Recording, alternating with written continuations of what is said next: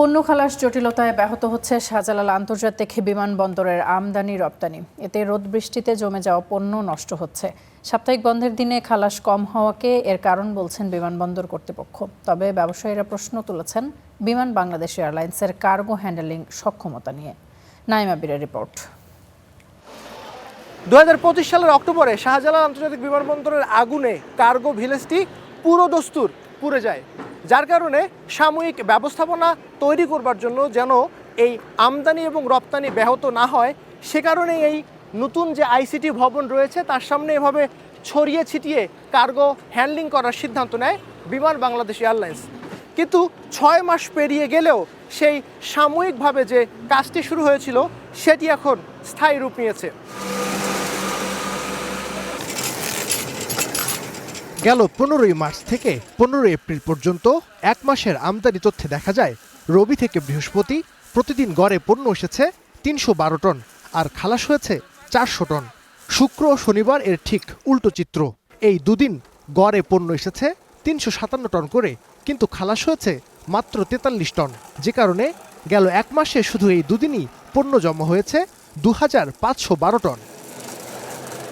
নির্বাহী পরিচালক বলছেন, শুক্র ও শনিবারে অন্য দিনের মতো মাল খালাস করছে না সিএনএফ এজেন্টরা, তাতেই তৈরি হচ্ছে পণ্য জট। এই সুতার প্রত্যেকটা এন্ডে আমরা সবাই সম্পৃক্ত। আমাদের সরকারি এজেন্সিরাও যেরকম আছে, ঠিক তেমনি আমাদের ক্লিয়ারিং অ্যান্ড ফরওয়ার্ডিং এজেন্সির যারা আছে তারাও আছে, রিসিপিয়েন্ট যারা কার্গোর জন্য অর্ডার করেছে তারাও আছে। তো এই সুতার কোনো একটা জায়গায় যদি একটু ঢিলা পড়ে যায় তাহলে আসলে টোটাল প্রসেসটাই ডিলে হয়ে যায়। তো আমাদের প্রচেষ্টা অন আছে। তো আমি আশা করছি যে আমাদের যারা রিসিপিয়েন্ট আছে এবং সিএনএফের যারা আছে তারাও এই বিষয়টাকে ত্বরান্বিত করবেন।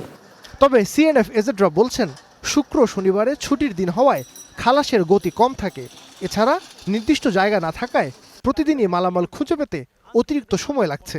চার্টার ফ্লাইটে যে কার্গোটা আসে ওরা মিনিমাম 4 দিন লাগে ওর লোকেশন বলতে, মালটা কোথায় আছে। তারপরে বলার পরে ওইখানে গিয়া লোক খোঁজাখুঁজি করে মাল খুঁজে পায় না, জায়গা মতো থাকে না। এখানেই প্রায় 5 থেকে 6 দিনের ডিলে হয়। বিমানের কার্গো হ্যান্ডলিং সক্ষমতা নিয়ে প্রশ্ন তুলছেন ব্যবসায়ীরা।